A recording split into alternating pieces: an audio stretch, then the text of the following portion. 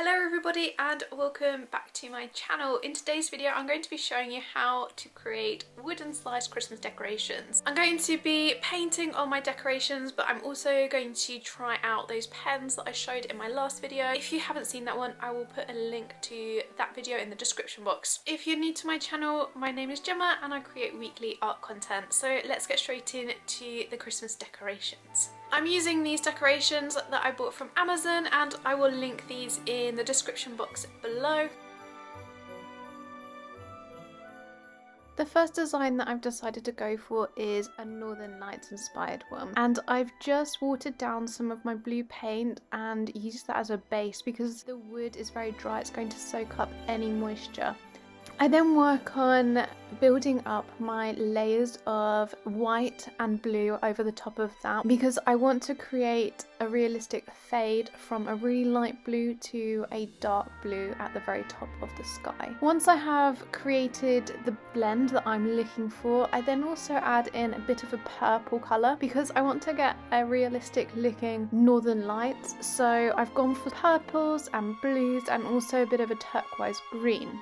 In order to get the Northern Lights, I'm going to be adding in my turquoise blue, and then I'm going to use a flat brush and drag that paint upwards to get that fade from the lights into that sky. And I want to build up a foreground for this, so I'm going to add in a tree line for my painting, and then I'm just going to use my round brush to create the effect of the branches on my trees. And I'm just using a black paint on this so it looks like I've got a silhouette of a tree line along the bottom of my night sky. Once I've done that, I can then add in some stars, and I'm just using a little bit of white paint on the end of my paintbrush. However, you could also use the spattering technique for this before you have painted in the trees. And I'm pretty pleased with the end results. I've never painted a Northern Lights landscape before. Next up, I've taken inspiration from Pinterest for this one, and I'm whitewashing my acrylic paint over the top of this wood slice. And I'm going to sketch out a landscape with some mountains in the background, and I'm actually going to use a black pen to create the details in this piece. So I'm not painting on this one. So this one would be a really good one for you if you are not that into painting, but you would still like to create these wooden ornaments. So I just filled in each of the areas with different mark making and patterns to create a really nice effect, and then fill in the night sky. But I also leave some really small gaps within the night sky to show the stars, so you can see really carefully that there are some white patches, and those are to give the effect of stars coming through. And I'm really pleased with the outcome of this one. I think that this is a really nice natural looking Christmas ornament. Next up, I'm going to go complete opposite from natural, and I'm going to be working on Stitch. So I've already drawn him out onto the piece of wood, and I'm painting directly onto the wood this time because I want that natural wood to still come through along with the character.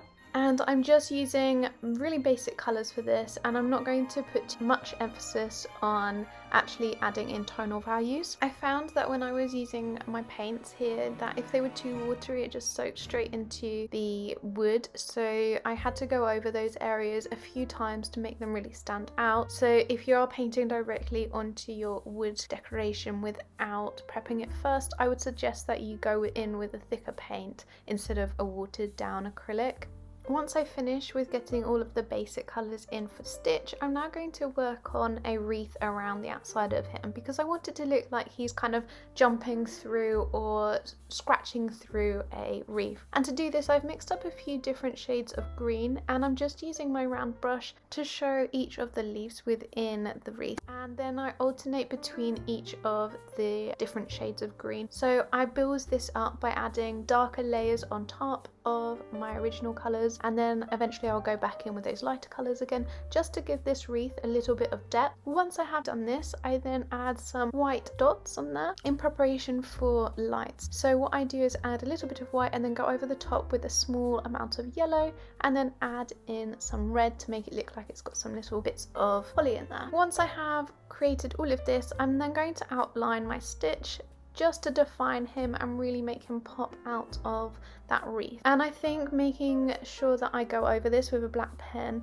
really does define him and make him look really, really good against that wreath. I'm using the pens that I showed in my Christmas gift guide, so if you're interested in that video, I will link it below. Next up, I'm going to be working on Baymax. So I'm sticking with the Disney theme. This one is based on a Christmas ornament that you can actually purchase at Disney World, and next time I go, I'm definitely going to be purchasing that one. As with Stitch, I have painted directly onto the wooden slice, and I used a thicker paint for this, and I also worked in some tonal values to make Baymax look a little bit more 3D. I'm now adding in the string of lights that surround Baymax because it looks like he's been tangled up in them, and I think it's a really cute feature of this decoration. For the lights, I've added a really pale colour before going in with the actual dark Christmas light itself, and then I outline it with a pen as I did with Stitch. The last wooden decoration that I create is of Marie from Aristocats because I know one of my lovely viewers is a really big fan of Marie. As with Baymax, I have added in really thick paint so I can avoid that paint seeping into the wooden slice. And I started off by painting in any of the really bright white areas, and then I added some of my darker tones. So I mixed up some greys and then added those onto my painting, and then I could paint over them with my highlights and blend all of them together. This is to ensure that it doesn't end up just looking like one flat white blob on top of that wooden slice. I wanted there to be a bit of definition between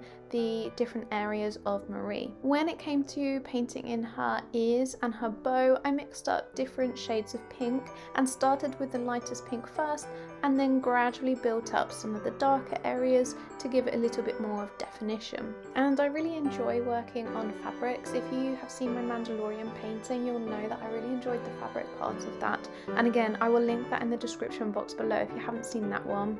I'm really proud of that painting. I think it's one of my best so far, so if you haven't seen that one, go and check it out. So I did enjoy painting her bow, and then I fill in her features just using a blue paint and then adding in the details for her eyes. And once I have created all of that, I then go over her entire body with a grey pen because I don't want it to be a really harsh outline like I had with Baymax or Stitch. I want this one to be a little bit more subtle, and then I also use a black pen to then just define around her eyes and get those eyelashes in, and around her mouth just to define that area a little bit further.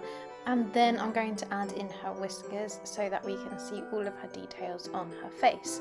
I'm now going to show you each of these decorations within the Christmas tree to give you an idea of how they look once they are placed in the tree, and to get an idea of scale against some other of the decorations.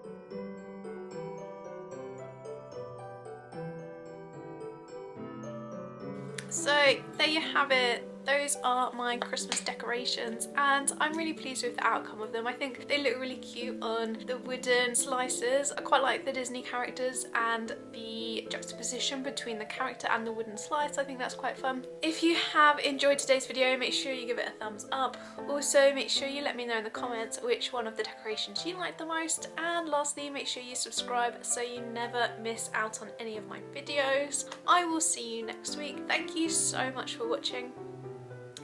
Bye guys.